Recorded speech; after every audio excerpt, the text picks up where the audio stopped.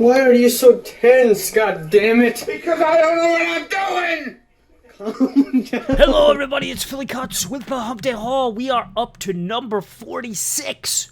Week number 46, year one of the comic book haul. I'm your host, Philly Cuts. Each week I show you what comics I've gotten. And we talk about them. That's it. No big whoop. Maybe in the comment section below you let me know what issues you've gotten, what issues you're looking forward to, what you're liking, what you're disliking. So, it's a pretty small week for me this week. I have about 6 issues in the haul. My first pick actually came out last week by DC, Aquaman. And I've been on a big Aquaman kick. Arthur Curry. I binge bought some Aquaman graphic novels. I've read 2, 3, and I'm now in the 2, 3, 4. Now I'm in the process of reading volume number 5, Sea of Storms, and I'm really enjoying Aquaman. And I'm a little worried. I love Cullen Bunn. He's an excellent writer. He's doing a lot of Green Lantern stuff right now. Green Lantern Lost Army. He's doing Sinestero, which is one of my favorite books. But I don't know. Some of the decisions he's made in this series with Aquaman, specifically breaking up him and his wife Mera, who has quickly become one of my favorite female comic book characters. There she is, the fair Mera. What a nice red-headed lass, huh? And the reason why I really like Aquaman is because it has the distinction right now, I think, in the DC universe, at least out of the DC books that I've read, where Arthur Curry, a.k.a. Aquaman, and Mera are really, tight. They're really together. They have really been pulling together and have been fighting for one another in the first, 40-something issues of this series. And now Cullen Bunn has decided to kind of break them up because Aquaman is, on the run now in this story arc, and he's being hunted by none other than his wife, Mera, and some Atlantean hunters. So I guess these artifacts are popping up all over the place, all over the ocean floor, near Atlantis, and it's this other world from another dimension that seems to be growing into the world of Atlantis. And if that happens for too long, Atlantis is going to be no more. So, pretty interesting. I don't know, I'm not feeling the art as much as I did in the previous books that I've read with Aquaman. Paul Peltier did a lot of work previously, and Ivan Reis. Hope I said his name right. And the writing, okay, we're going from Jeff Johns, who started this off again on New 52 and kind of really revitalized Aquaman. A lot of people agree with that. A lot of people give Jeff Johns a lot of flack, They say he kind of is the Michael Mann of comics, maybe. I don't think so. I thought with what I read with Aquaman was very good, very compelling. I hope to make more videos in more detail. Jeff Parker came along and did some of the writing, and he really started to kind of add some humor into the Aquaman series, which I really enjoy. Actually, in Sea of Storms, Aquaman goes to one of his high school reunions, and it makes for some pretty funny fare. And it also illustrates the care that Aquaman has for his human counterparts. If you don't know, Aquaman is a half-breed, okay? He is interspecies. He's part Atlantean. His mother was Atlantean, and his father, former lighthouse operator, was a human being. He's not really trusted by the humans, and he's not fully accepted by the Atlanteans. So it makes for an interesting work. I really like the themes that have been explored in this series, kind of like, I guess I would liken it maybe to someone who's biracial and they have to navigate through 2 different races in their life. Like my brother, my half-brother Choi, who's half Filipino. That's who comes to mind for me. But very, very good. Cullen Bunn, the artwork here, I don't know, it's so heavily penciled, my friends. It's reminding me of Frank Castle and Punisher. I got a lot riding on this because Aquaman is fast becoming one of my favorite books. But like I said, it was because of the cohesion between him and Mera. So I don't know, maybe they're going to be breaking up. But as we all know, breakups sometimes can lead to excellent things. And let me, just as a sidebar, I am sweating. I will not have air conditioner in my apartment, and we are having a brutal heat wave up here in upstate New York. In Albany, we're actually going to be in the mid-90s all week. And I don't want to complain. This is really the first time we've had a heat wave, but man, whew, thank God I got this extra large drink here to support my medis. But man, I'm going to need it. Okay, here's another Cullen bun. And this kind of solidifies that I'm buying Cullen Bunn's work more than anybody, even more than Joshua Williamson, even more than Scott Snyder. I just picked up the Lobo annual, #1. Now, I guess they're up to issue 8 or 9 or something. I've never really known too much about Lobo. I guess it's my understanding he got very, very popular in the 90s. He was kind of introduced to the DC universe in the 80s. He was kind of like this anti-hero character. I guess actually in the 80s he was like a villain. He was kind of like this biker kind of badass. In the 90s, apparently he was DC's answer to Wolverine. He has amazing powers, but it's fluctuated over the years. I was reading that sometimes Lobo is weak enough where if he gets hit by bullets, he could get severely injured, but then at the same time, there's been books written where he has the strength to go toe-to-toe with Superman. He's essentially a bounty hunter, people. He's a bounty hunter, and I guess his gig is once he gets a bounty or a contract kill, he will do anything he can possible to fulfill that bounty. So thought that was pretty interesting. Okay, that's pretty badass. He has amazing tracking abilities. I guess he has a sense of smell that can go through galaxies. So that's pretty cool.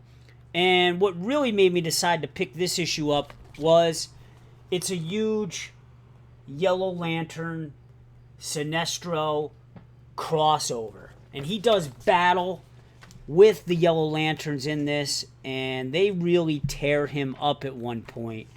It almost looks like to the point where you don't think he's going to make it. They do a number on him. But like Wolverine, because he's DC's answer to Wolverine, he can regenerate very quickly. And I'm not going to ruin it. But look at how the Yellow Lanterns tore Lobo up, folks. Torn up like chopped meat. And Sinestro makes a great appearance in this book. Amazing. And there's kind of a twist to it, and Sinestro may require the services of Lobo, and this is going to cross over even further because in the end it says continued in September's Lobo #10 and Sinestro's #15. So if you are a Sinestro fan, you may want to hook up with the Lobo. I know it's a $5 price tag, but it's an extra fat issue, and it looks like it's all one story. It's not one of those annuals where it's like 4 or 5 different short stories. This seems to be the real deal, one big, massive story. And the other thing that I'm really liking about this is that there seems to be a lot of different creatures and aliens. So I don't know. Maybe I'll start picking up Lobo. We'll see how it goes, see if I like it. Because, I don't know, I'm getting a little tired a Catwoman, so I don't know. Maybe I need a replacement. All right, so Lobo, #1 annual. Okay, another DC comic. We got Superman #42. Now, what's interesting about Superman #42 is take a look at this cover, okay? It's spoiler. It basically sums up the whole issue here. Lois Lane has found out that that Clark Kent is in fact Superman. And that about sums it up. And literally in this issue, there is a point where she literally is ripping the clothes off of Clark Kent to reveal that he's Superman. Now, I guess when the New 52 rebooted, one of the things they did was sever the relationship, the long-term relationship and marriage between Lois Lane and Superman, a.k.a. Clark Kent. So I guess that gave them room to explore this relationship further. And what's interesting, too, in the Superman book is that this all is the lead-up before Superman is revealed, Clark Kent is revealed to be Superman, and Superman loses his powers. So, I don't know, kind of a tall writing task, if you ask me, for the Chinese-American writer Gene Yang. He's got kind of a big task ahead of him, if you ask me, since we all know what ends up happening. I mean, how do we keep it interesting? I like the artwork by John Romita Jr. Does some pretty good work. It's an interesting look. They've also kind of muted the color palette in this as well. Usually Superman, as of late, has been a lot more like a hi-fi, colorful palette. But I'm kind of liking the mutedness. And yeah, I guess I showed you the spoiler here, yeah. Oh, God. Oh, God. They got to write it like it's in New York, right? G-A-W-D. Oh, God. Would have been much more fulfilling. But also, there's a new enemy introduced in here, and it kind of deals with social media. Think of like WikiLeaks or Anonymous. The name of this villain or hacker group, it's a collective hacker group called Hoarder, H-O-R-D-R, and then the big boss of Hoarder is Hoarder_root. Marvel, this is the only book I got this month, Star Wars, and it's a one-shot, a one-and-done kind of story of Ben Kenobi. And it starts out really cool. I guess in an issue or two back, when Luke Skywalker got in that fight with Boba Fett, he found a journal. Well, apparently this journal is of Obi-Wan Kenobi. And in the beginning here, in this panel here, it actually deciphers the language. I don't know, what language does Obi-Wan Kenobi write in, right? I don't know, is that Jedian or something? I don't know what it is. But they decipher it, and it basically says that this is a story about Ben Kenobi. And it kind of reveals some interaction between Ben Kenobi and Luke Skywalker when he was a little kid. Now, there are some complaints about this issue.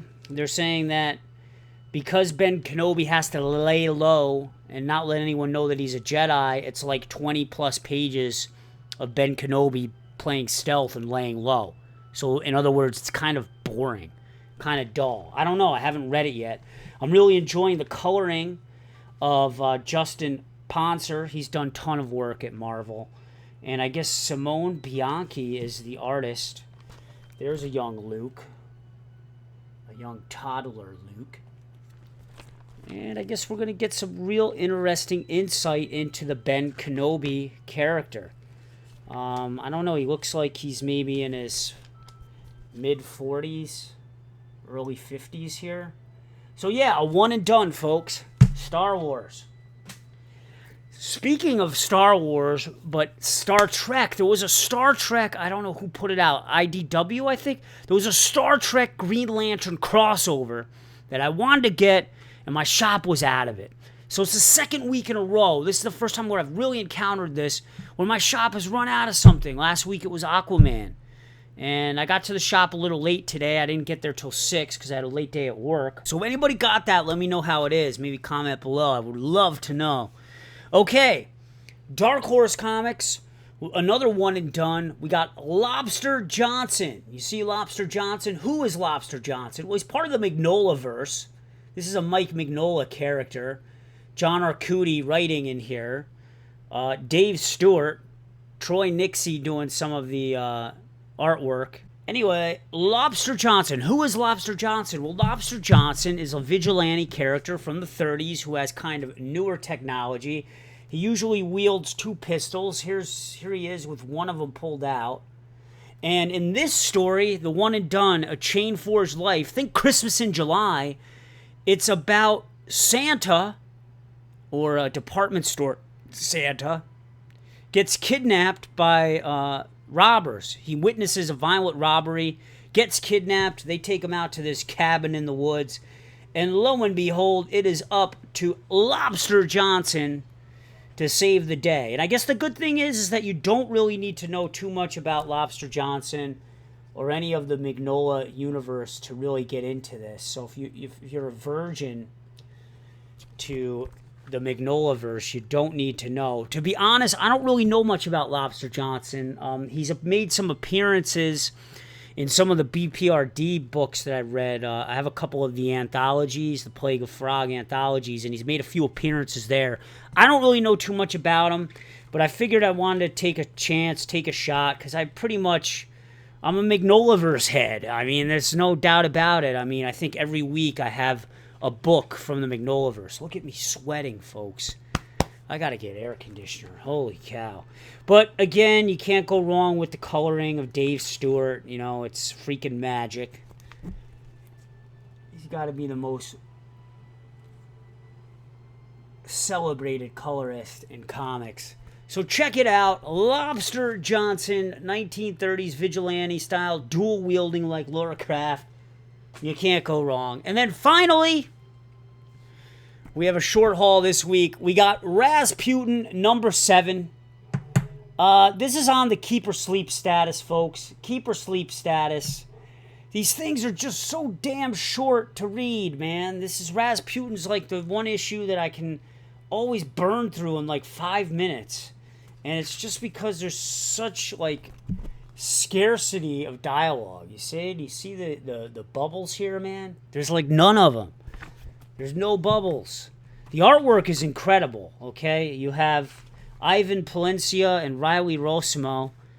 Palencia being the colorist. They're also working on Constantine right now. I mean, the artwork is phenomenal. In this issue, it's another like flashback issue. It kind of follows the story of Rasputin's coming to America, Eddie Murphy style story. He ends up on Ellis Island, and it kind of follows what he's doing there. Now, the interesting thing about Rasputin is that he has the power to save. Now, here's a person who looks like they were about to stab someone, and Rasputin has the opportunity to save him, but he elects not to. Now, there's some caveats about saving and resurrecting people for Rasputin. One, whoever he saves, they kind of become a part of him. There's a fragment of them that becomes a part of him. And he becomes somewhat haunted by these people. Kind of like Constantine in a way, right? He kind of has these ghosts hanging out with him. Now, the people that he doesn't save, he gets haunted by the regret of that person. So it's pretty interesting. I'm really looking forward to see how that plays out. But again, I don't know. I'm getting a little tired of spending $4 to read through something that takes under 5 minutes to read. Like this issue here, it ends, and after it ends, they do a sneak preview of this book, Beauty, which looks very, very interesting, I might add. But the preview of Beauty is 1, 2, 3, 4 pages, and then there's like 7 or 8 more pages of advertisements. So it's not a lot of reading here, man. It's very, very short. I don't even know if it's 20 pages. So it's kind of a jip. I'm getting kind of tired of that, you know? But I guess we'll have to wait and see, folks. Let me know what you got this week, people. Let me know if you're surviving the heat. And I'm sorry I'm all sweaty. Look at that, man. It's from the lights I got on, too. But I'm dedicated. All right, dudes, thanks for watching another Philly Cuts comic book haul. Let me know what books you got this week. Let me know what you're looking forward to. Let me know if you have any recommendations. Oh, and cover of the week. And I got to go. It's got to be easy. It's got to be Superman, right? Lois Lane reveal. I mean, come on. She's an animal, folks. She's an animal. All right, people. I'll see you next week, all right? Peace. What are you talking about? Dad, you're going to get in an accident. You can't stop here. I'm all fucked up. What? I'm going crazy. Go back, Dad, you go can't- back. That's in Albany. We're not going to Albany. Dad, there's a cop behind us. Go back. Turn You back. can't back up. That's the fucking George Washington Bridge. Where? Let's go to George Washington Bridge. I can't take this shit. You're going to get us killed. Oh my God.